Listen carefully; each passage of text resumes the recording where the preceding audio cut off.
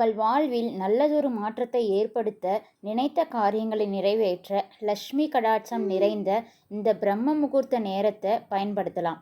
பிரம்ம முகூர்த்த நேரங்கிறது காலையில் நேரமாக 4 to 6 மணிக்கு எந்திரிச்சிட்டு தலை குளிச்சுட்டு விளக்கேற்றி பூஜை பண்ணிட்டு வந்தோம் அப்படின்னா நமக்கு எல்லா விதமான நன்மைகளும் கிடைக்கும். நம்ம என்ன நினச்சி வேண்டுதல் வைக்கிறோமோ அது எல்லாமே நடக்கும்.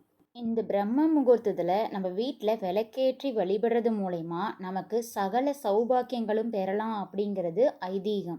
இந்த பிரம்ம முகூர்த்த வழிபாடு செய்கிறது மூலயமா நமக்கு என்னென்ன பலன்கள் கிடைக்கும் அப்படிங்கிறது தான் டீட்டெயிலாக இந்த வீடியோவில் நம்ம பார்க்க போகிறோம். வீடியோவை ஸ்கிப் பண்ணாமல் கடைசி வரை பாருங்கள். ஸ்கிப் பண்ணி பார்த்தீங்க அப்படின்னா உங்களுக்கு எதுவுமே புரியாது. அதனால தான் சொல்கிறேன், ஸ்கிப் பண்ணாமல் பாருங்கள். வாங்க வீடியோக்குள்ளே போகலாம். பெண்கள் அதிகாலையில் பிரம்ம முகூர்த்த நேரத்தில் எந்திரிச்சிட்டு குளிச்சுட்டு பூஜை அறையை சுத்தம் செய்யணும். சுத்தம் செஞ்சதுக்கப்புறம் பூஜை அறையில் மாக்கோலம் இட்டு விளக்கை ஏற்றணும்.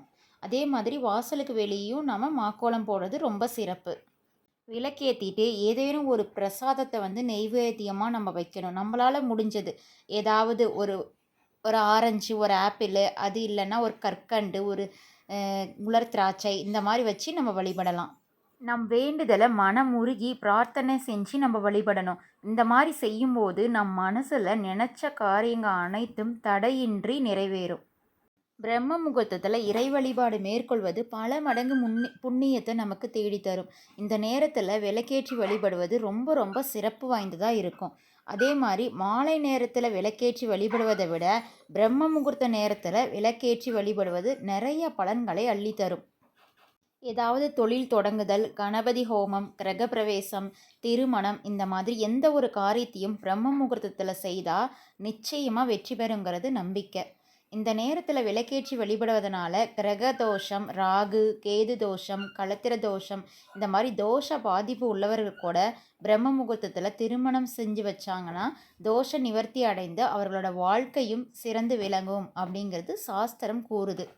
இந்த பிரம்ம முகூர்த்த வழிபாடு 21 நாள், அப்படி இல்லைன்னா 48 நாள், இந்த மாதிரி பிரித்து செஞ்சுக்கலாம். டெய்லியும் செஞ்சு தான் இருக்கணும். ஆனால் இந்த மாதிரி பிரித்து செய்யும்போது உங்களுக்கு கொஞ்சம் ஈஸியாக இருக்கும். இந்த வழிபாட்டின் மூலம் வீட்டில் இருந்த கஷ்ட நிலையெல்லாம் மாறும், கடன் தொல்லை தீரும், கணவன் மனைவிக்கிடையே ஒற்றுமை மேலோங்கும். இந்த பிரம்ம முகூர்த்தத்தில் இறை வழிபாடு மேற்கொள்வது பல மடங்கு புண்ணியத்தை நமக்கு தேடித்தரும். இந்த பிரம்ம முகூர்த்தத்தில் தேவர்கள், தேவதைகள், திருமால், சிவபெருமான், மகாலட்சுமி, இந்த மாதிரி தெய்வங்கள்லாம் நமக்கு அருள் பாலிப்பதாக ஐதீகம். இந்த நேரத்தில் தெய்வங்களின் பார்வை நம் மீது படும்போது நமது துன்பங்கள் எல்லாமே மறைஞ்சிவிடும் அப்படிங்கிறது நம்பிக்கை. வாழ்க்கையில் சகல சௌபாக்கியங்களும் கிடைக்கும்.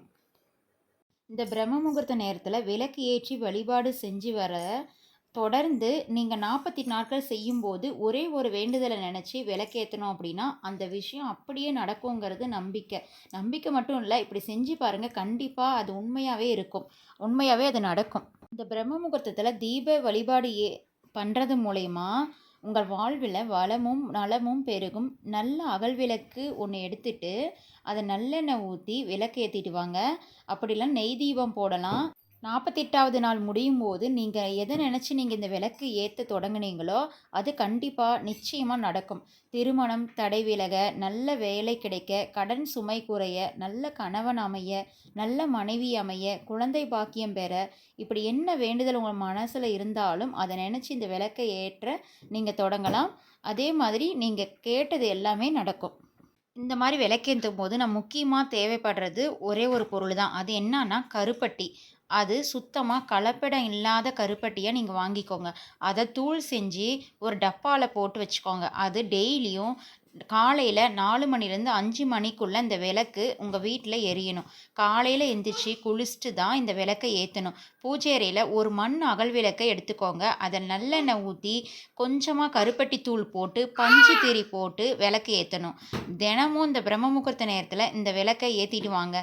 அந்த விளக்கிற்கு முன்னாடி நீங்கள் உட்காந்து குலதெய்வத்தை நினச்சி உங்கள் வேண்டுதல் பழிக்க நம்பிக்கையோடு பிரார்த்தனை வைக்கணும். தினமும் அந்த விளக்கை ஒரு துணி கொண்டு சுத்தம் செஞ்சுட்டு அதே விளக்கில் தினமும் புதுசாக நல்லெண்ணெய், கருப்பட்டி தூள், புதுசாக திரி போட்டு விளக்கேற்றணும். அதே மாதிரி பழைய திரி போடக்கூடாது. அதை எரியலைனா கூட நீங்கள் இன்னும் இருக்குது அப்படின்னு சொல்லி அதே திரியை யூஸ் பண்ணக்கூடாது. டெய்லி ஒரு திரியை மாற்றணும். இந்த மாதிரி 48 நாட்கள் நீங்கள் புது திரி தான் போட்டு விளக்கேற்றிட்டு வரணும்.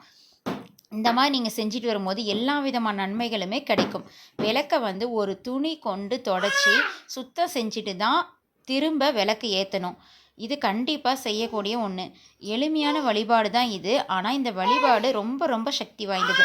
இந்த மாதிரி 48 நாள் விடாமல் இந்த வழிபாட்டை மேற்கொண்டீங்க அப்படின்னா இந்த சக்தி உங்களுக்கே தெரியும். ஒரே ஒரு கோரிக்கையை மட்டும் நீங்கள் மனசில் நினச்சி 48 நாளும் வழிபாட்டை வந்து நீங்கள் தொடர்ந்து செஞ்சுக்கிட்டே இருக்கணும்.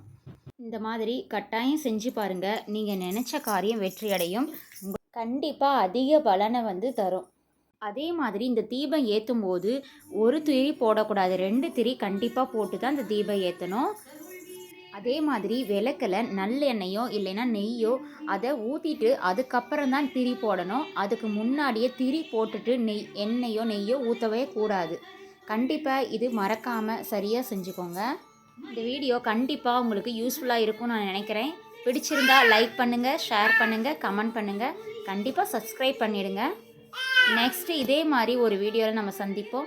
பாய். அண்ட் ஒன் மோர் திங், நான் உங்ககிட்ட ஒரு விஷயத்த ஷேர் பண்ணிக்கணும்னு நினைக்கிறேன்.